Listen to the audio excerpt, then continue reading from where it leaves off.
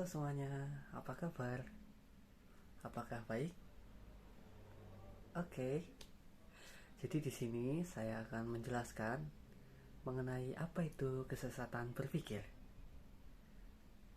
Kesesatan berpikir adalah suatu proses penalaran atau argumentasi yang sebenarnya tidak logis, salah arah, dan menyesatkan.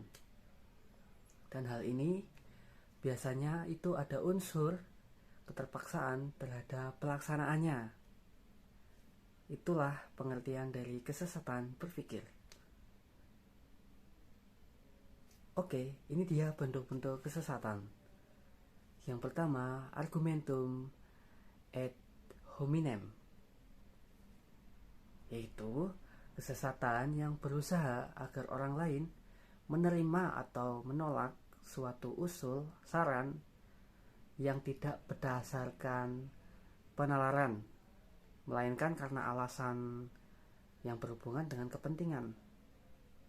Contoh singkatnya, ketika ada orang berkampanye di suatu tempat dan ditolak, namun karena kepentingan hal itu, orang tersebut mampu untuk berkampanye di suatu tempat. Yang kedua, argumentum ad baculum. Baculum artinya tongkat. Nah, kesesatan ini terjadi jika penerimaan atau penolakan suatu penalaran didasarkan atas adanya hukuman. Jika tidak menyetujui, akan dihukum, dipenjara, dan dipukuli. Jadi, kita dapat simpulkan bahwa argumentum ad baculum ini itu merupakan suatu kesesatan berpikir melalui sebuah ancaman, dan ini sungguh berbahaya jika diterapkan secara tidak etis kepada sesama manusia. Bentuk yang ketiga, kesesatan non kausa pro kausa, terjadi apabila kita menganggap sesuatu sebagai sebab, padahal sebenarnya bukan sebab, dan malah itu bukan sebab yang sesungguhnya. Misalnya, seorang pemuda setelah diketahui baru putus cinta dengan pacarnya, esoknya ia mengalami sakit. Lalu tetangganya datang dan menyimpulkan bahwa sang pemuda sakit karena baru putus cinta. Nah, ini contoh non kausa pro kausa. Selanjutnya, yang keempat, fallacy of affirming the consequence. Itu kekeliruan karena mengakui akibat yang membenarkan sebabnya.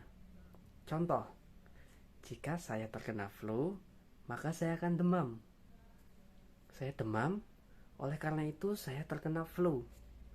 Nah, flu ini itu dianggap sebagai akibat dan demam ini sebagai sebabnya. Karena dia sakit karena flu, dia membenarkan sebabnya karena dia demam. Nah, itu kekeliruan dalam fallacy of affirming the consequence. Yang kelima, kesesatan karena bahasa. Kesesatan karena bahasa bisa terjadi karena beberapa hal. Yang pertama, melalui kata-kata atau diksi. Kata-kata itu bisa mempunyai makna yang sangat beragam. Contohnya penetrasi. Kalau dalam sistem sex education itu memasukkan penis ke vagina. Tapi dalam sudut pandang yang lain, penetrasi juga bisa memasukkan barang. Itu satu kata saja yang mempunyai banyak makna. Terus juga ada bahasa atau pelafalan yang juga mempunyai banyak makna. Dan hal ini juga jika tidak ditanggapi dengan benar, maka konteks kata atau kalimat atau bahasa itu bisa salah terhadap konteksnya. Ini perlu diwaspadai.